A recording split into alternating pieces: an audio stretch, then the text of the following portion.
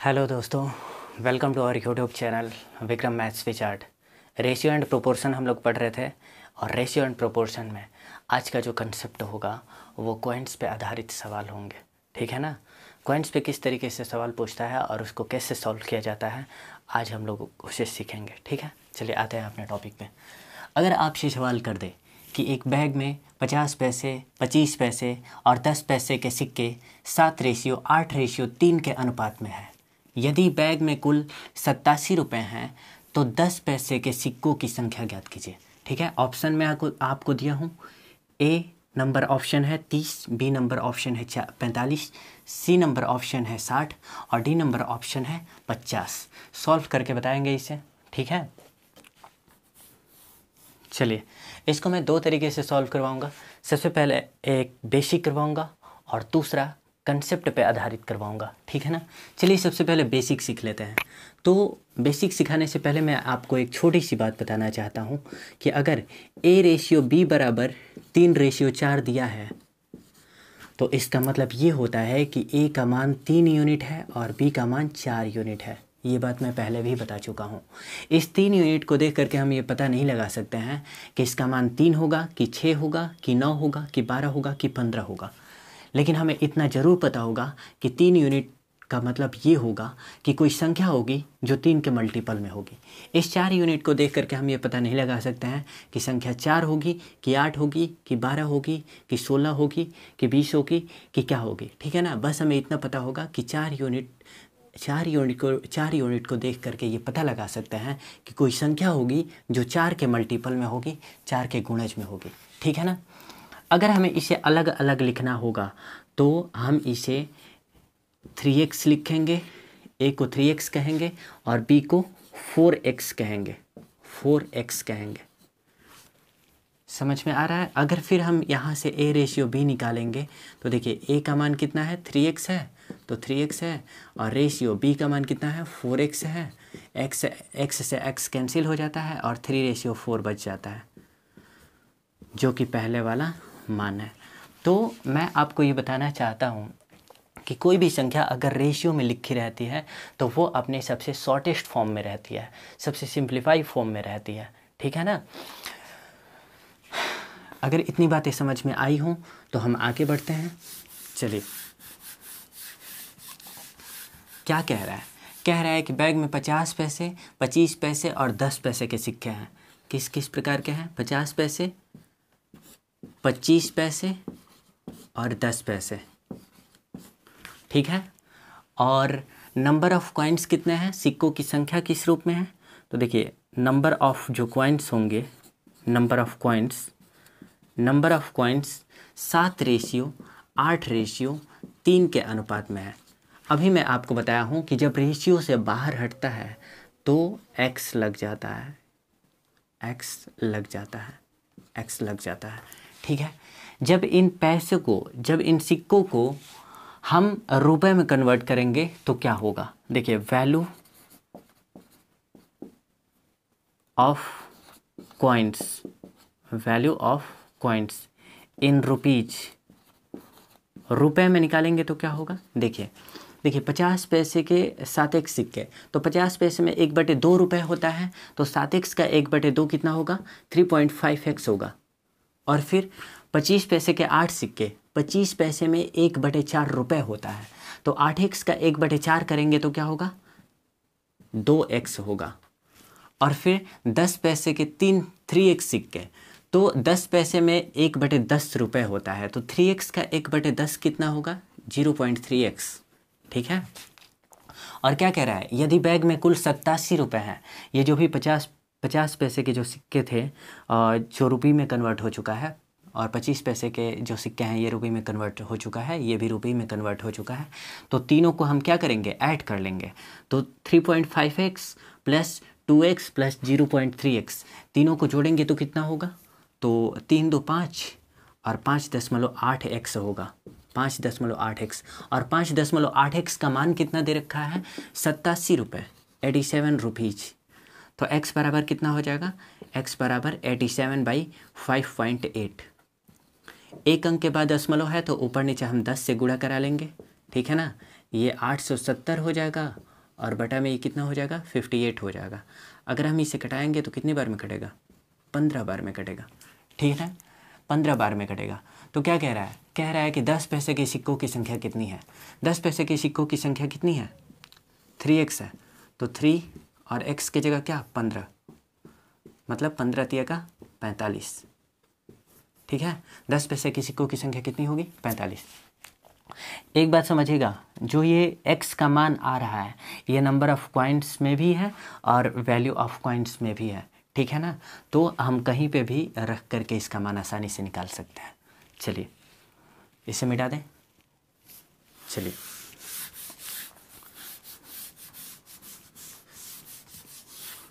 इसको दूसरे तरीके से कैसे किया जा सकता है, तो देखिए संख्याएं किस रेशियो में है 7:8:3 के अनुपात में है, ठीक है। ये नंबर ऑफ कॉइन्स है, नंबर ऑफ कॉइन्स है, सिक्कों की संख्या है, ठीक है ना। एक बात मैं आपको बताना चाहता हूँ, A/B बराबर अगर मान लीजिए कि 2:3 दिया है तो इसमें हम किसी भी संख्या से गुणा करा सकते हैं। 1 से कराएं, 2 से कराएं, 3 से कराएं, 4 से कराएं, 5 से, 5,000 से, 5 लाख से, 5 करोड़ से, कितने भी नंबर से इसमें मल्टीपल मतलब गुणा करा दें तो मान में कोई फ़र्क नहीं पड़ता है। चलिए दिखा देते हैं एक बार। हम कहेंगे कि हम 2 से इसमें गुणा कराना चाहते हैं, आप कहेंगे कि नहीं सर हम 3 से कराना चाहते हैं, ठीक है करा लीजिए भाई, ठीक है। देखिए जब हम 2 से गुणा कराएंगे तो 2 दूना का 4 होगा और 2 तिया का 6 होगा। जब आप 3 से कराएंगे तो 3 दूना का 6 होगा और 3 तिया का 9 होगा, ठीक है। मेरा 4:6 आया, आपका 6:9 आया, ठीक है। लेकिन जब इसका सिंप्लीफाई फॉर्म निकाला जाएगा तो इसका सिंप्लीफाई फॉर्म जो होगा सबसे शॉर्टेस्ट रूप होगा वो 2:3 ही होगा। 2 से कटाऊंगा 2 बार में, 2 से कटाऊंगा 3 बार में। इसका सिंप्लीफाई अगर फॉर्म निकाला जाएगा तो आपका इसका भी क्या होगा, इसका भी 2:3 ही होगा। कैसे होगा, इसे 3 से कटाया जाएगा, 3 दूना का 6 और 3 तिया का 9, तो 2:3 आया। मेरा भी 2:3 आया, आपका भी 2:3 आया। तो हम ये कह सकते हैं कि रेशियो में किसी भी संख्या से गुणा कर लेने पे मान में कोई फ़र्क नहीं पड़ता है, ठीक है। चलिए इसे हम मिटा देते हैं। तो ये बात हमेशा याद रखिएगा कि रेशियो में किसी भी संख्या से गुणा करा देने पे मान में कोई फ़र्क नहीं पड़ता है। देखिए यहाँ पे 10 पैसे हैं, 10 पैसे में 1/10 रुपये होता है। इसका मतलब जब हम कटाएंगे तो हमें 10 दिखना चाहिए ऊपर अंश में, तभी तो कटेगा। तो हम क्या करेंगे 10 से हम गुणा करा लेंगे, 10 से सब में गुणा कराएंगे तो ये 70 हो जाएगा, ये 80 हो जाएगा और ये 30 हो जाएगा, ठीक है। अब देखिए अब हम वैल्यू ऑफ कॉइन्स निकालेंगे, वैल्यू ऑफ कॉइन्स जो सिक्के हैं उसका मान निकालेंगे इन रुपीज, ठीक है रुपए में निकालेंगे। तो देखिए 50 पैसे के 70 सिक्के, 50 पैसे में 1/2 रुपये होता है, मतलब कितना होगा 35 रुपये होगा। 25 पैसे के 80 सिक्के, 25 पैसे में 1/4 होता है, मतलब 20 रुपये, ठीक है। 10 पैसे के 30 सिक्के, 10 पैसे में 1/10 रुपये होता है, तो 30 का 1/10 कितना होगा 3 होगा। अब तीनों को जोड़ लेंगे और बैग में कुल कितने रुपए हैं 87 रुपये, तो 87 रुपये के बराबर हो जाए कर देंगे इसे। तो 35 और 20 और 3 कितना होगा 58 यूनिट का मान कितना हो जाएगा 87 रुपीज़। तो 1 यूनिट का मान कितना होगा 1.5, ठीक है 87/58 1.5। अब क्या कह रहा है 10 पैसे के सिक्कों की संख्या ज्ञात कीजिए। तो 10 पैसे की सिक्कों की संख्या कितनी है 30 यूनिट है, 1 यूनिट बराबर 1.5, तो 30 यूनिट बराबर 30 × 1.5 बराबर 45, ठीक है। B number option is right. आ गया कि नहीं आ गया बताइए। पहले वाला भी आसान था, ये वाला भी आसान है, ठीक है। मैं तो इसी तरीके के कंसेप्ट को कहूँगा कि आप लोग अप्लाई कीजिएगा, ठीक है ना, अपने एग्ज़ाम में बेस्ट है। चलिए मिटाता हूँ इसे, उम्मीद करता हूँ कि सबको समझ में आ गया होगा।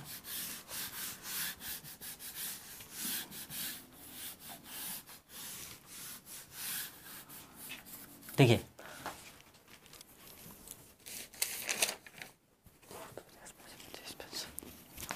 एक बैग में 1 रुपये 50 पैसे, 1 रुपये 50 पैसे और 25 पैसे के सिक्के 5:6:7 के अनुपात में है। यदि बैग में कुल 390 रुपये है,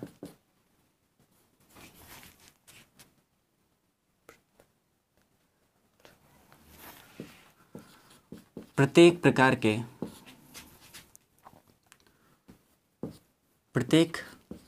प्रकार के कुल सिक्कों की संख्या ज्ञात कीजिए। ऑप्शन में आपको दे रहा हूँ 200, 220, 240। B number option 200, 240, 280। C number 200, 240, 300। D number option 200, 260, 240। चलिए आप करके बताएंगे इसे। सॉल्व किया जाए। देखिए, एक बैग में 1 रुपये 50 पैसे 25 पैसे के सिक्के हैं 5:6:7 के अनुपात में। 1 रुपये 50 पैसे और 25 पैसे। नंबर ऑफ कॉइन्स कितने हैं? Number of coins in rupees में देखा जाएगा तो 5:6:7 के अनुपात में है। ठीक है, एक बात मुझे बताइए, 25 पैसे को देख करके हम ये जानते हैं कि 25 पैसे बराबर 1/4 रुपये हो जाएगा। तो अगर हम इस रेशियो में 4 से गुणा करा ले तो क्या मान में कोई फ़र्क पड़ने वाला है? नहीं पड़ने वाला है। जब हम इसमें 4 से गुणा करा लेंगे तो देखिए 5 चौका 20 हो जाएगा, यहाँ पे 20 होगा, 6 चौका 24 हो जाएगा, 7 चौका 28 हो जाएगा यहाँ पे। ठीक है, तो रेशियो बन गया कितना? 20:24:28। वैल्यू ऑफ कॉइन्स निकालेंगे। Value of coins in rupees, रुपए में निकालेंगे तो कितना होगा? देखिए 1 रुपये के 20 सिक्के मतलब 20 रुपये, 25 पैसे के 24 सिक्के मतलब 50 पैसे के 24 सिक्के तो 50 पैसे में 1/2 रुपये होता है, तो 24 का 1/2 12। 25 पैसे के 28 सिक्के, 25 पैसे में 1/4 रुपये होता है, तो 28 का 1/4 कितना? 7। अगर इन सबको जोड़ा जाएगा तो 20, 12 और 7 कितना होगा? 39 होगा, 39 यूनिट। और 39 यूनिट का मान कितना दे रखा है? 390 रुपये। 390 रुपये। 1 यूनिट का मान निकालेंगे, 1 यूनिट का मान कितना हो जाएगा? 10 रुपये होगा। ठीक है, क्या पूछ रहा है? कह रहा है कि प्रत्येक प्रकार के कुल सिक्कों की संख्या। तो देखिए 1 रुपये के जो सिक्कों की संख्या है वो 20 है, तो अगर 1 यूनिट बराबर 10 तो 20 यूनिट बराबर 200। 50 पैसे के सिक्कों की संख्या 24 है, 1 यूनिट बराबर 10 तो 24 यूनिट बराबर 240। और 25 पैसे के सिक्कों की संख्या कितनी है? 28 है, तो 1 यूनिट बराबर 10 तो 28 यूनिट बराबर 280। तो आंसर आया होगा 200, 240, 280। 200, 240, 280। B number option is right. समझ में आ रहा है क्या? चलिए मिटा दें इसे।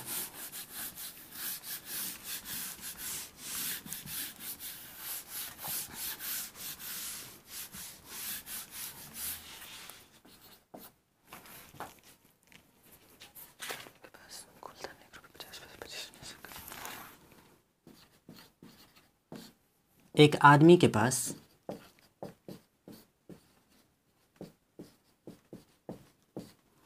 1 रुपये 50 पैसे और 25 पैसे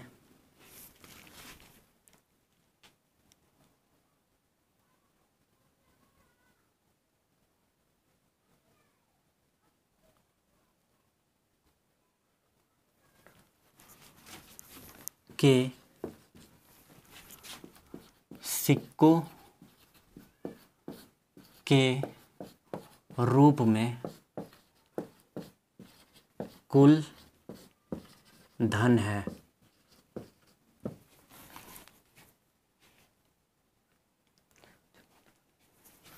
जो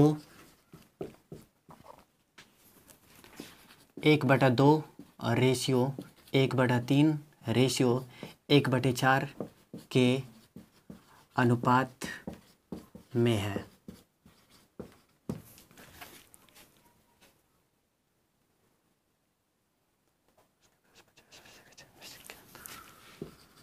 उसके पास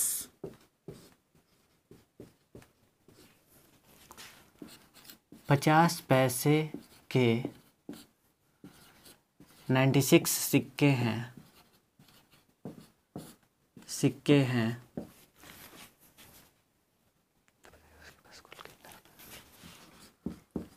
तो बताइए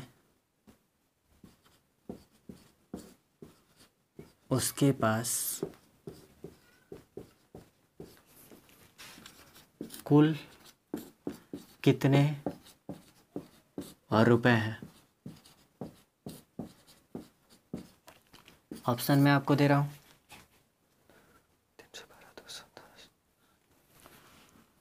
312, 210, 260, 280।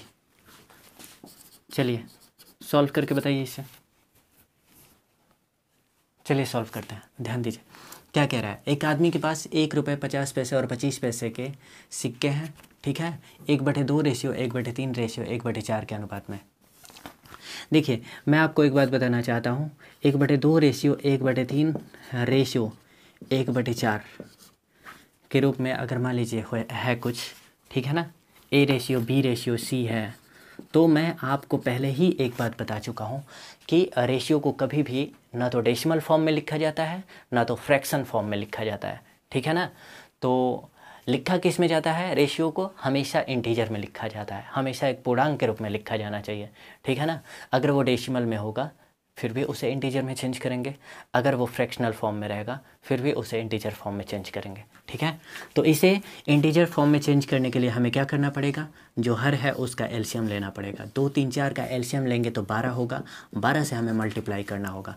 तो कितना हो जाएगा ये रेशियो, 2 से ये 6 बार में कटेगा और 6 कम 6 हो जाएगा 6 रेशियो। 3 से ये 4 बार में कटेगा, 3 चौका 12 और 4 एकम 4 तो 4 हो जाएगा। 4 से ये 3 बार में कटेगा, 3 एकम 3 हो जाएगा। 6 रेशियो 4 रेशियो 3 हम इसे लिख सकते हैं, ठीक है। तो आपको इतनी बातें समझ में आ रही हैं। जहाँ 1/2 रेशियो 1/3 रेशियो 1/4 है उसे हम 6 रेशियो 4 रेशियो 3 लिख सकते हैं, ठीक है। चलिए क्या कह रहा है, कह रहा है कि 1 रुपये 50 पैसे और फिर 25 पैसे के सिक्के हैं, 1/2 रेशियो 1/3 रेशियो 1/4 के अनुपात में। नंबर ऑफ कॉइन्स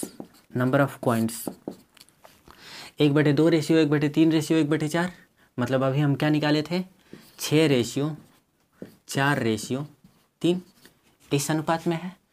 एक बात बताइए, 25 पैसे के सिक्कों की संख्या जो है वो 3 है और 25 पैसे में 1/4 रुपये होता है। अगर इन सब में हम 4 से गुणा करा लें तो क्या मान में कोई फ़र्क पड़ेगा, कोई फ़र्क नहीं पड़ता है।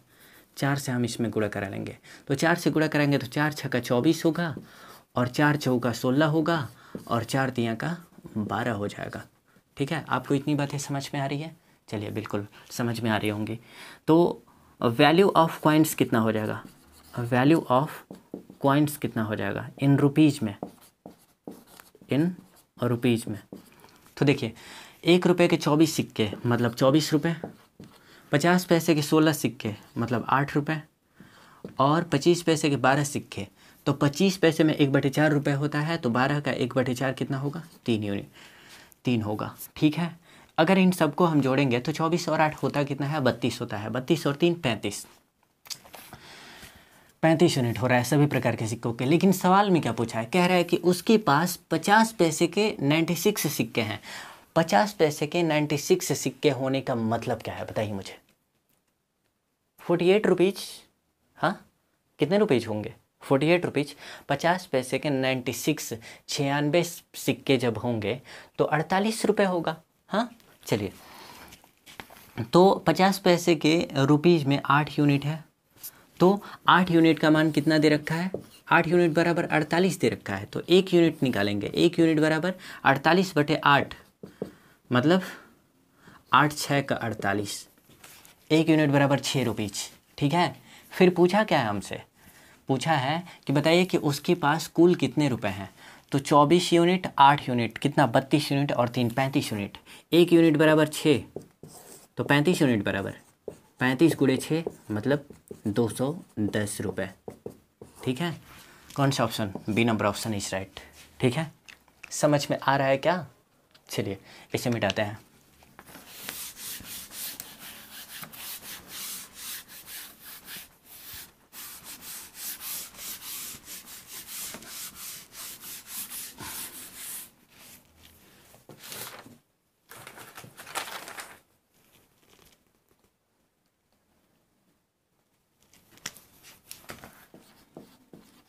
एक बैग में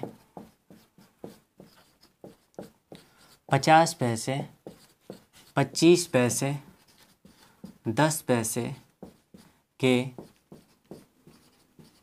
सिक्कों की संख्या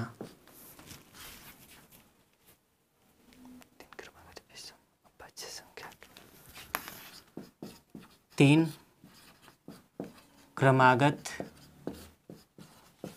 विषम अभाज्य संख्या के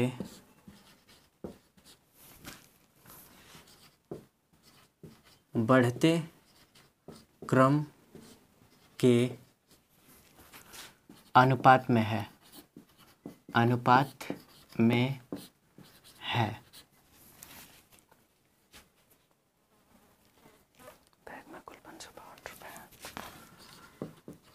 बैग में कुल 552 रुपये हैं।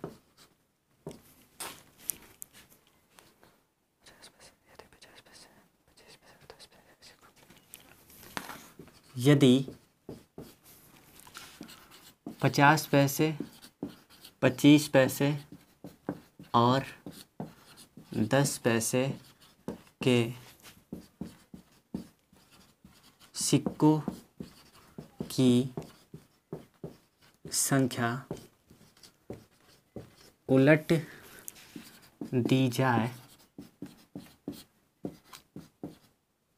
तो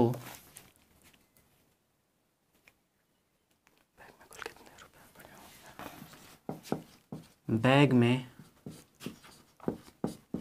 कुल कितने रुपए बढ़े होंगे। ऑप्शन मैं आपको दे रहा हूँ,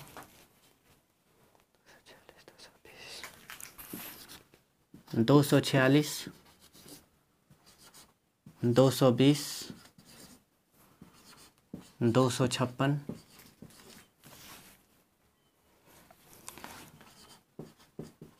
272। चलिए आप इसे करके बताएंगे फटाफट।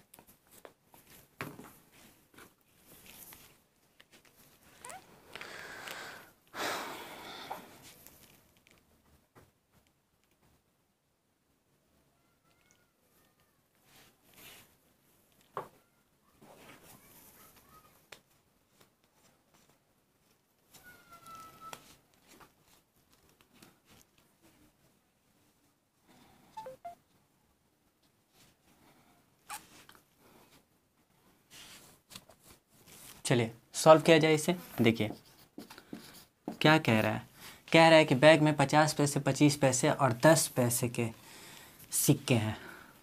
50 पैसे, 25 पैसे और 10 पैसे के सिक्के हैं। ठीक है, नंबर ऑफ कॉइन्स कितने हो जाएंगे। मैं आपको एक बात बताना चाहता हूँ, यहाँ पे एक शब्द लिखा है, कह रहा है कि 3 क्रमागत विषम अभाज्य संख्या। सबसे पहले तो मुझे बताइए कि अभाज्य संख्या क्या होती है, अभाज्य संख्या क्या होती है, बताइए बताइए। चलिए मैं बताता हूँ, अभाज्य संख्या वो होती है जिसके सिर्फ 2 फैक्टर होते हैं, एटलीस्ट 1 फैक्टर, एटलीस्ट 2 फैक्टर, ठीक है ना। तो 2 फैक्टर होंगे कौन कौन से, एक होता है 1 और एक होती है स्वयं। ऐसी संख्या जो 1 से कटे और स्वयं से कटे अभाज्य संख्या कहलाती है, ठीक है ना, प्राइम फैक्टर कहलाती है, प्राइम नंबर कहलाती है। तो देखिए एक ना तो एक नाइदर फ्रॉम नॉर प्राइम, ठीक है ना, एक नाइदर प्राइम और नॉर, मतलब एक ना तो भाज्य संख्या होती है ना तो अभाज्य संख्या होती है।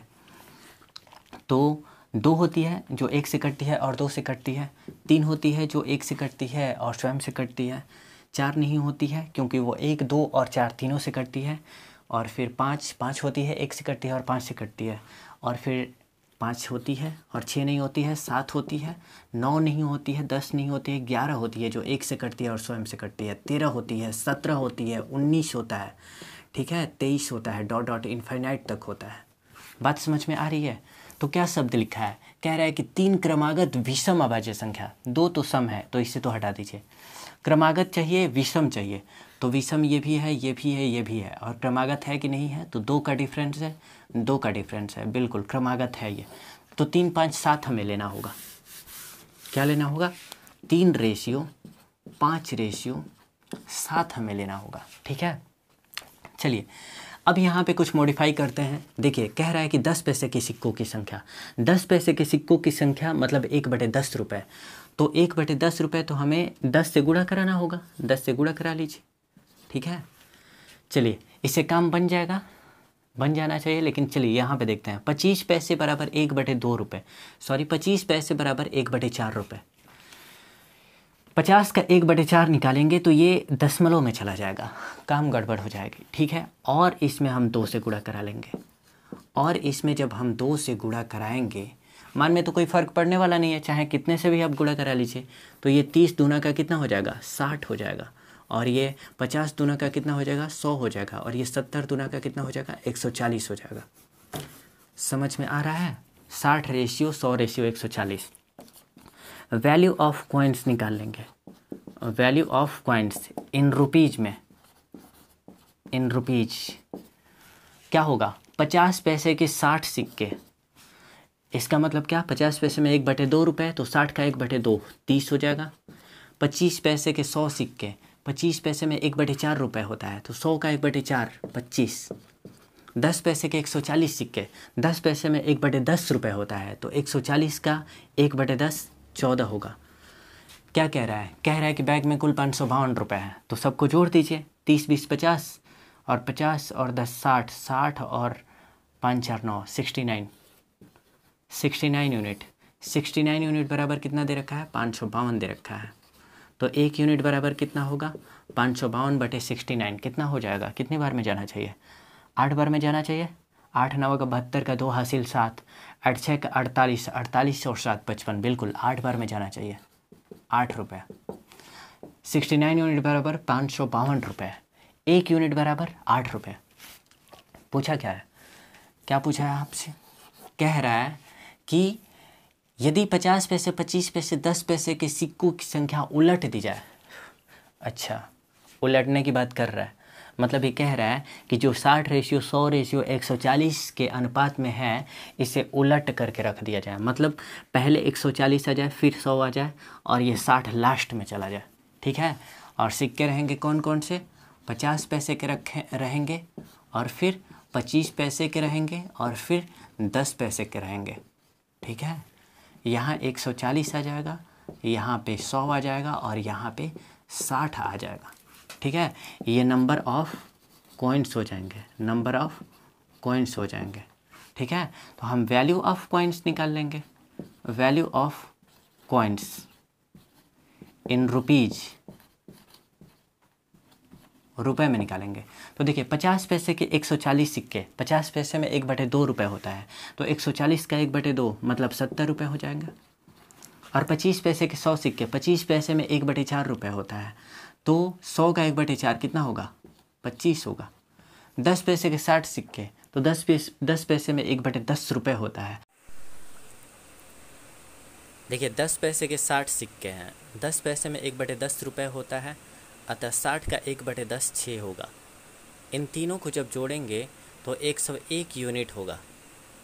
101 यूनिट, पहले 69 यूनिट था, और जब सिक्कों की संख्या उलट दी जा रही है तो 101 यूनिट हो जा रहा है। तो कितना एक्स्ट्रा मिल रहा है? तो एक्स्ट्रा हमें 32 यूनिट प्राप्त हो रहा है। एक्स्ट्रा हमें 32 यूनिट मिल रहा है। एक यूनिट का दाम कितना है? 8 रुपये है। तो 32 यूनिट का दाम कितना होगा? 32 इंटू 8, 32 इंटू 8 कितना होगा? 256 होगा। कितना? 256। Option number C is right. Option number C is right. अगर आपको वीडियो पूरी तरह से समझ में आया है तो चैनल को लाइक, शेयर और सब्सक्राइब ज़रूर कर दीजिएगा। Thank you. नेक्स्ट क्लास अगले दिन मिलेंगे।